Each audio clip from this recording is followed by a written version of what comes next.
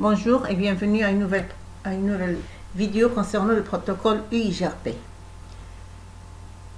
Dans cette vidéo, on va voir tout d'abord une petite introduction sur ce protocole, après les différents types de protocole de routage, quelques caractéristiques du protocole UIGRP, après, bien sûr, le schéma concernant la configuration du protocole UIGRP.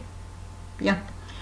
Donc, il existe deux types de routage, le routage statique et le routage dynamique, ce qui a été déjà expliqué dans la vidéo, sur la vidéo de la configuration de l'OSPF. Donc, ces deux types de routage, le routage statique et le routage dynamique. Le routage statique, c'est l'administrateur qui configure les périphériques manuellement. Ce type de routage est utilisé dans des petits réseaux, car s'il y a un changement dans la topologie, que ce soit ajout ou suppression de liaison, c'est l'administrateur qui doit s'en occuper. C'est-à-dire que l'administrateur il doit rester toujours à côté du réseau pour résoudre tous les problèmes. Par contre, pour le routage dynamique, l'administrateur, c'est lui qui, au départ, configure les périphériques en utilisant des protocoles de routage comme protocole RIP, UIGRP, OSPF, etc. Mais après, pour les mises à jour, c'est-à-dire les mises à jour des tables de routage, donc ce sont ces protocoles qui s'en occupent, c'est-à-dire ce sont ces protocoles qui s'envoient chaque fois les mises à jour, que ce soit partielles ou complètes, des tables de routage partielles ou complètes. Pour ce qui concerne les protocoles de routage, il y en a deux types de protocoles de routage. À vecteur de distance, RIP, V1, V2, IGRP, UIGRP. Et à état de lien, OSPF, ISIS. Ce qui concerne cette vidéo, on va étudier bien sûr le protocole UIGRP. Dans ce sens, on va voir quelques caractéristiques de ce protocole. UIGRP, Enhanced Interior for Gateway Routing Protocol. C'est un protocole à vecteur de distance créé en 1992. C'est une évolution du protocole IGRP. C'est-à-dire IGRP c'était le premier, puis après on l'avait amélioré pour obtenir le UIGRP. Il prend en charge le VLSM et le CIDR. Sa distance administrative est 90. Il envoie les mises à jour à chaque modification de topologie. Et bien sûr, les mises à jour sont pas, c'est-à-dire des tables de, c'est-à-dire rien que les modifications. Il n'envoie que les modifications et pas toutes les tables, c'est-à-dire les tables de routage. Bien, il est utilisé dans les grands réseaux. Il converge plus rapidement et consomme plus de ressources. Il utilise un numéro de système autonome, un SA et un ID de processus. Donc voici le schéma qu'on va bien sûr configurer ensemble. Je passe maintenant à Packet Tracer pour pouvoir configurer le réseau, mon réseau. Voici donc le schéma. Déjà avec ce schéma, j'ai déjà configuré, c'est-à-dire j'ai déjà fait la configuration de base. C'est quoi la configuration de base? C'est-à-dire j'ai configuré les PC avec leur interface. Voici donc 112.16.1.10 avec c'est-à-dire le masque, ou plutôt le préfixe 24. La même chose ici, sous réseau c'est 172.16.1. Ici c'est .10, ici c'est .20. C'est déjà configuré. La même chose ici. 172.16.2 et ici .30, ici .40. Là c'est .1, toujours j'utilise toujours .1 pour les gigabits de chaque routeur concernant les gigabits qui sont reliés directement au LAN. Par contre les serials, ils sont, c'est-à-dire nous avons un préfixe de /30. Ici c'est 172.16.3.0/30.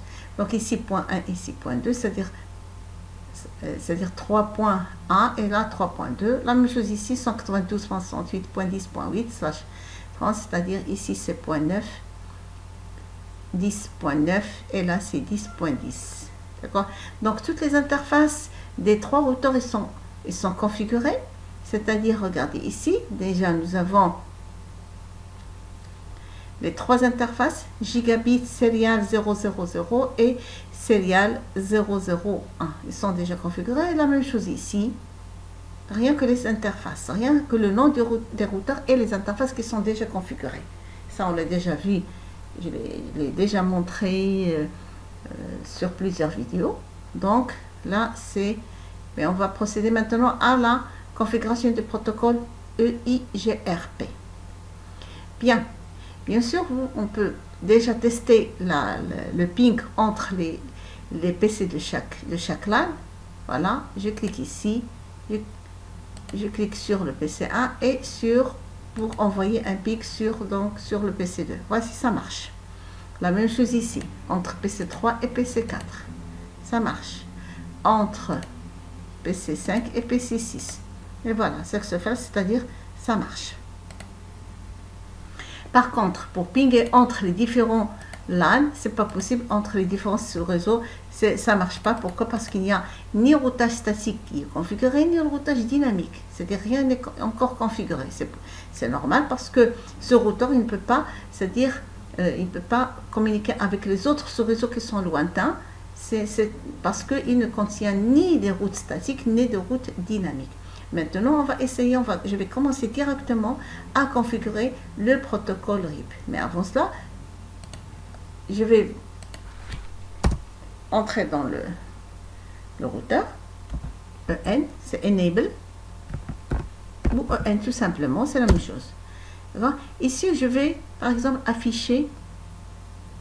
Je vais vous montrer comment afficher la configuration. Tout ce que je vais configurer, je vais l'afficher directement ici. Par show running config ou show run tout simplement pour afficher tout ce que j'ai configuré sur ce routeur. Alors la première des choses, j'ai configuré le hostname, c'est-à-dire le nom du routeur. Hostname est R1 parce que par défaut il me donne router. Voilà, router. Donc là c'est hostname R1, donc c'est pour ça qu'il s'appelle R1. Puis après, je n'ai configuré que les interfaces à partir de G00, c'est la première interface, voilà.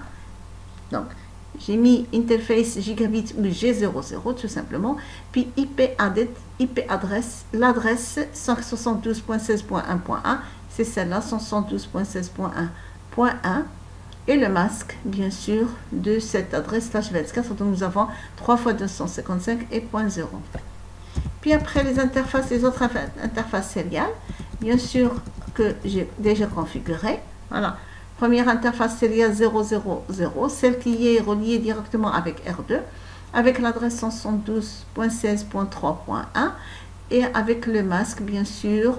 Là, c'est /30, nous avons 255.255.255.252. La même chose pour celle-là, parce que c'est /30 est la même chose. Voilà. C'est ce que j'ai configuré et rien d'autre.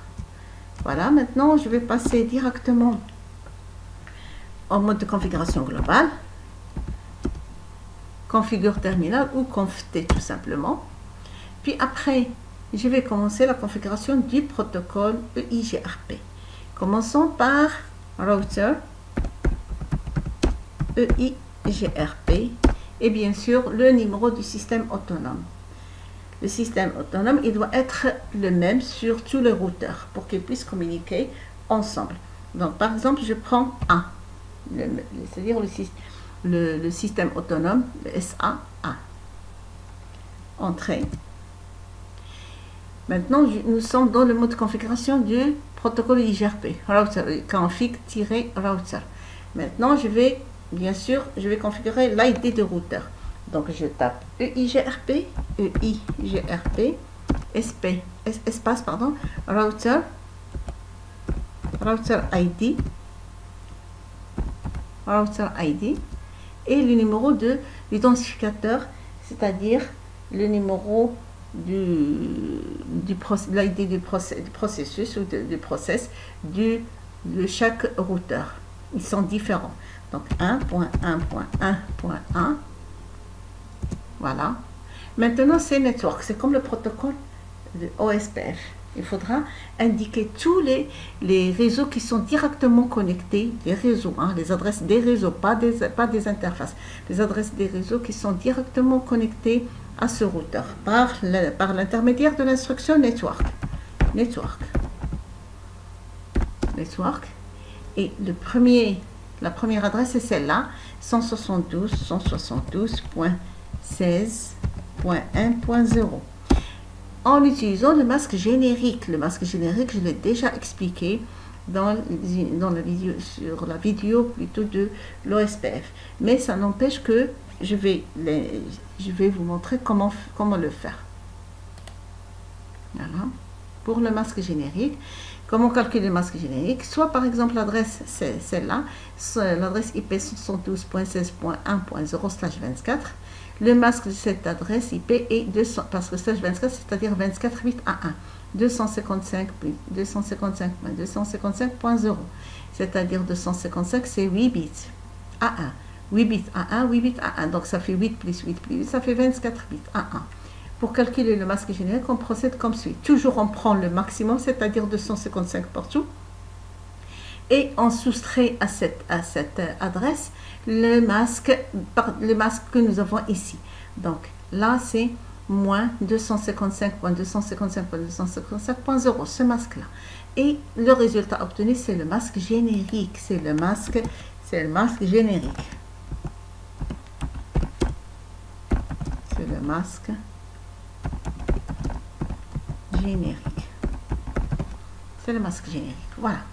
Donc, c'est la même chose pour les autres aussi. Hein. Bien, je continue maintenant. Donc, qu'est-ce que nous avons dit? Donc, /24, c'est-à-dire 0.0.0.255. Voilà, entrée. La même chose. Je continue. Maintenant, c'est-à-dire ce réseau-là. 172.16.3.0. Espace. Et la même chose. Donc là, ici, c'est /30. Il faut faire très attention parce que /30, c'est 0.0.0.3. Parce que /30, c'est 252. C'est-à-dire 255, 255, 255.252. Et si je fais 255 partout, moins cette adresse, c'est-à-dire le masque cette adresse, alors il va me donner 0.0.0.3. Voilà. Et je continue. Network. Maintenant, cette adresse. C'est juste c'est-à-dire les adresses, ou plutôt les adresses des sous-réseaux qui sont directement connectés. Donc, 192.168.10.4 espace. Et c'est la même chose parce que c'est /30, donc nous aurons le même masque que tout à l'heure, 0.0.0.3. Voilà. J'ai terminé maintenant avec le protocole, avec le premier routeur R1. Je dois, c'est-à-dire aller au routeur R2 pour continuer la configuration. Je quitte.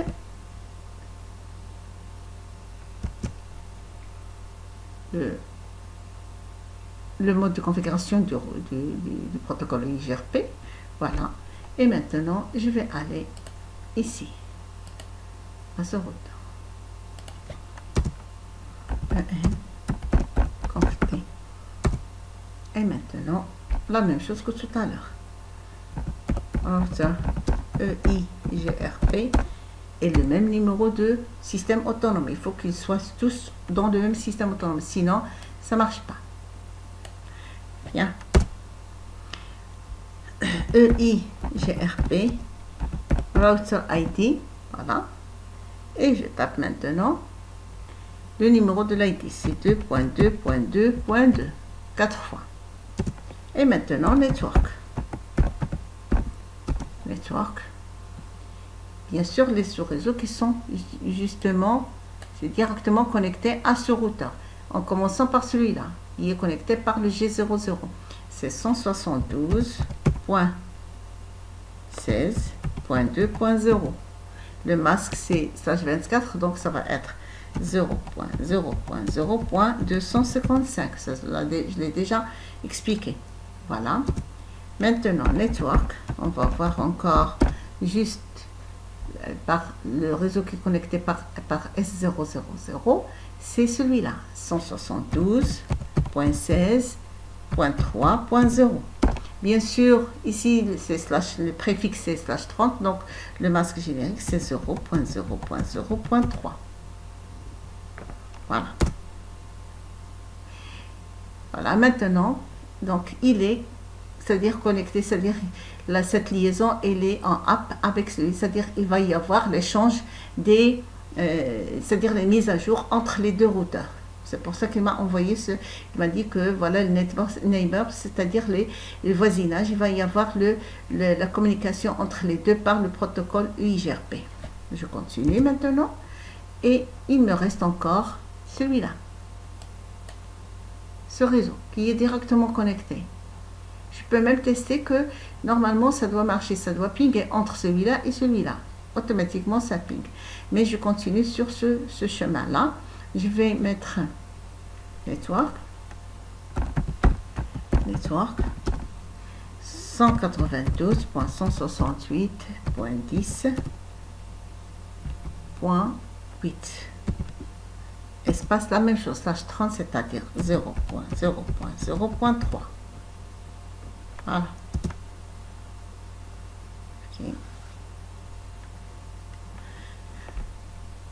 Je peux même utiliser ici, d'accord, je peux utiliser ce sous-réseau, d'accord, parce que je vais utiliser après une passerelle, c'est-à-dire une route par défaut, plutôt une route par défaut vers, par exemple, Internet, etc.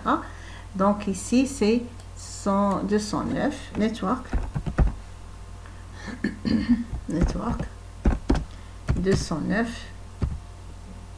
209.165.200.224. Le masque générique ici, c'est slash 27. Slash 27, c'est normalement, je vais le mettre ici, je vais le calculer ici. Slash 27, c'est-à-dire, c'est égal à 255.255.255.224. Et si je fais la différence entre 255.255.255.255 moins 255.254, ça va me donner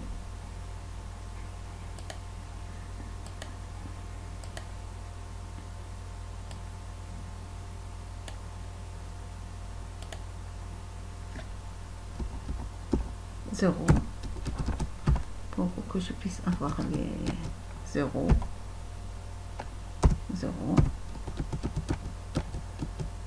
0 point. Et ici ça va me donner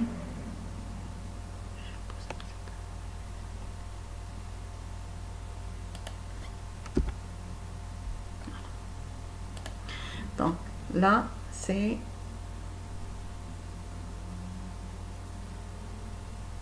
0.32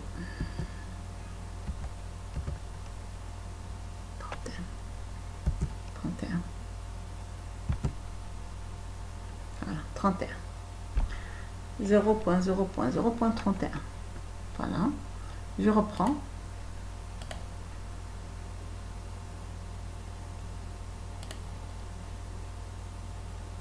donc 0.0.0.31. Voilà. Terminé pour le routeur R2 et je vais continuer avec le routeur R3. Je vais mettre exit pour sortir du mode de configuration du protocole UIGRP et maintenant le routeur R3. La même chose, enable, configure terminal et puis maintenant bien sûr router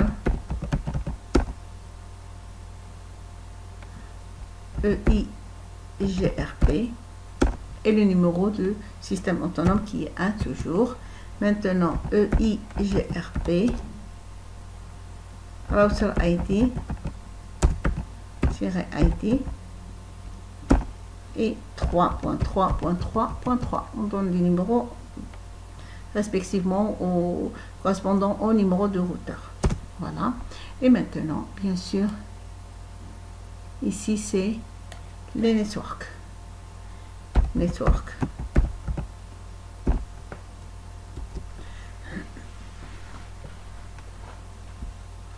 Voici, commençons par celui-là, par exemple, 192.168.10.8. Nous avons déjà dit le masque générique, c'est 0.0.0.3, parce que c'est /30. OK. Voilà, maintenant il y a correspondance, c'est-à-dire ils vont bien sûr faire le passage des mises à jour. C'est-à-dire ce sont des voisins maintenant. Il me reste encore, c'est-à-dire cette liaison. D'accord? Et l'autre aussi, bien sûr. Bien, je vais entrer. Network. Celle-là. 192.168.10.4. Le masque générique 0.0.0.3.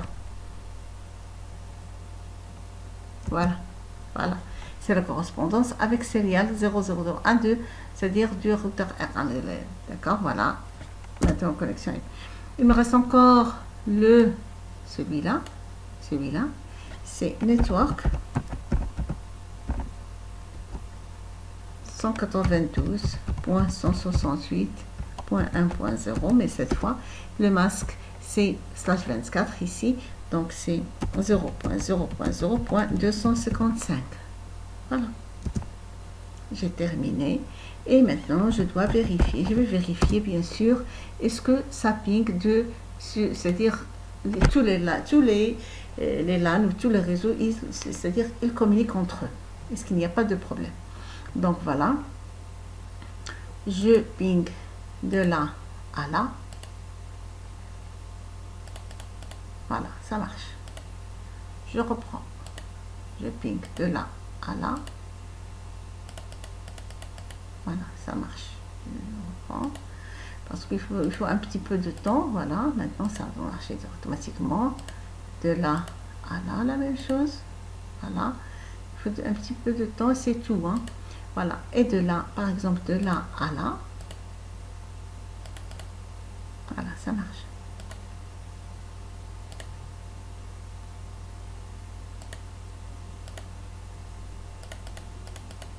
Voilà. De ce PC vers celui-là. Voilà, ça marche. C'est-à-dire ça ping. Je vais maintenant afficher la table de routage pour voir que déjà les routes ils sont déjà arrivées, c'est-à-dire que pour afficher la table de routage, il faut aller au mode de configuration privilégié et shell ou SH tout simplement, shell IP route. Voilà. Je vais afficher la table de routage. Bien sûr, le protocole UIGRP, il s'annonce avec la lettre D. Ça, c'est directement connecté.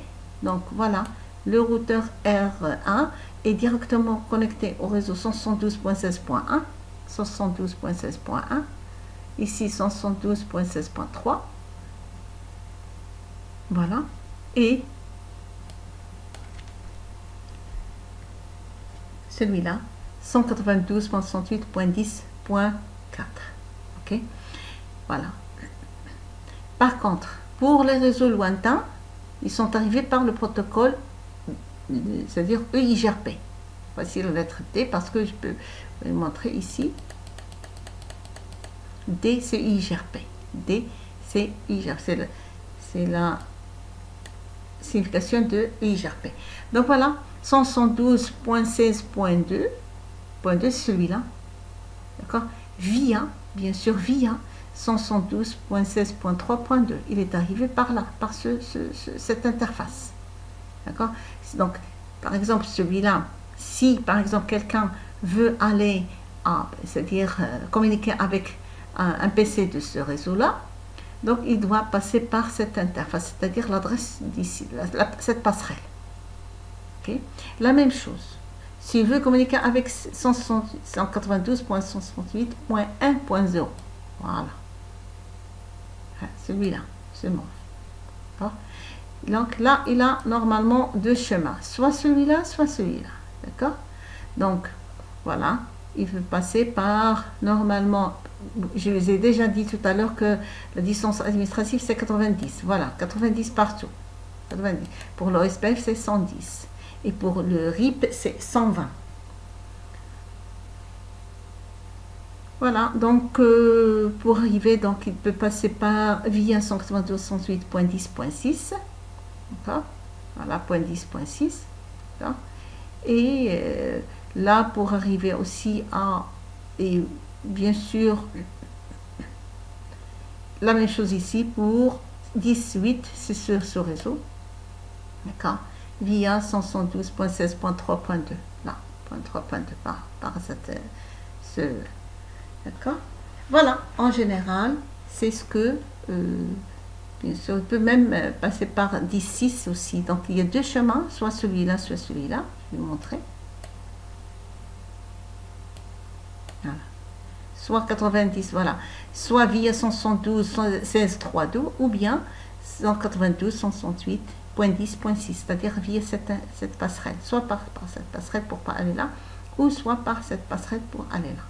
Voilà, ça c'est pour la configuration du protocole UIGRP. Ça reste encore quelques configurations, comme par exemple, parce que normalement, entre les routeurs, c'est-à-dire ils s'envoient les mises à jour. Ces mises à jour, ils sont envoyées à chaque modification topologie. Supposons qu'il y ait une modification dans ce réseau, donc ce routeur, il va l'envoyer à ce routeur et à celui-là. Celui-là, qu'est-ce qu'il va faire? Il va l'envoyer à toutes les autres interfaces, sauf, c'est-à-dire il ne va pas l'envoyer vers vers cette interface parce qu'il a reçu cette mise à jour à partir de cette interface. Donc il va l'envoyer ici, là et là. Pour cette liaison, pas de problème pour celle-là, pas de problème parce qu'il y a un routeur. Là aussi il y a un routeur, mais là, il n'y a pas de routeur.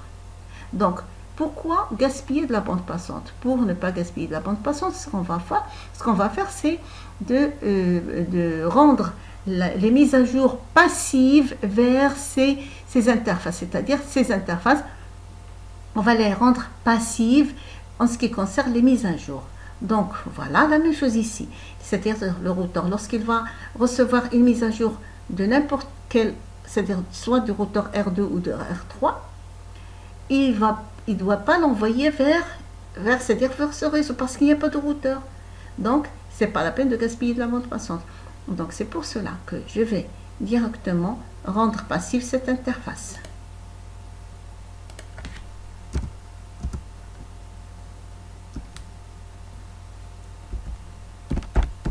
Configure terminal. Et la même chose, on va entrer bien sûr dans le mode de configuration de l'UIGRP, d'accord, router UIGRP, EIGRP 1, il ne faut pas oublier le numéro de système autonome, voilà, et maintenant on va taper passive interface et le numéro de l'interface, c'est-à-dire G0/0 pour la rendre passive. Voilà. Donc maintenant on va pas, c'est-à-dire on va pas gaspiller de la bande passante. Bien. Pour configurer une route par défaut, voilà, ça c'est pour les. Vous pouvez le faire sur tout le routeur, mais je vais passer directement. Maintenant pour configurer une route par défaut. Une route par défaut, par exemple, pas sur le routeur R1, mais on va le configurer sur le routeur R2. Pourquoi R2? Parce que c'est lui qui est relié, par exemple, à Internet. ISP, c'est Internet. Donc ici, il pourrait y avoir plusieurs d'autres sous-réseaux. Mais là, ils sont en V, parce que celui-là est relié à ces trois sous-réseaux. Celui-là, la même chose, celui-là, la même chose, mais il est relié vers Internet. Donc c'est sur celui-là qu'on va, c'est-à-dire mettre une route par défaut et la distribuer avec le protocole EIGRP.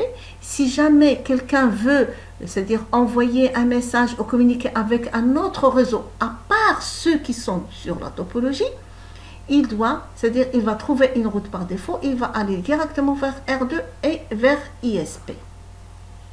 Donc je vais configurer une route par défaut ici. Donc, vous avez déjà remarqué la table de routage, il n'y a que D, C et L.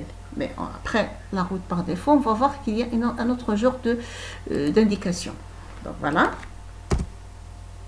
N, conf T, configure terminal. Et on va directement hyperroute. Toujours la route par défaut, on va l'indiquer par 0.0.0.0, espace 0.0.0.0, espace. Et bien sûr, il faudra indiquer, soit parce que là, j'ai déjà configuré cette interface, mais ça n'empêche, soit l'adresse de la passerelle, c'est-à-dire l'adresse du routeur, de l'interface du routeur qui est en face, ou bien l'interface de sortie du même routeur, de celui-là. C'est-à-dire cette interface, c'est S001. Voilà. S00, pardon, 0/0/1. Entrée.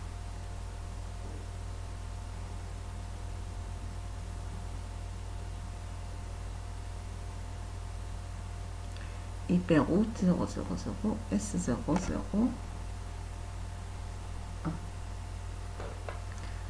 Voilà, my impact information. Router, je vais la distribuer maintenant. Router UIGRP. Le numéro du système autonome. Je vais entrer dans et puis je vais distribuer cette route par redistribute static. Redistribute static. Elle va être distribuée, cette route, normalement sur tous les routeurs, sur tous les autres routeurs, bien sûr dans leur table de routage. Voilà.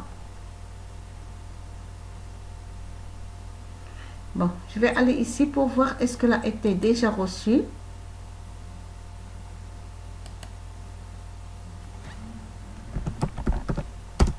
Dans la table de routage. Show hyperroute.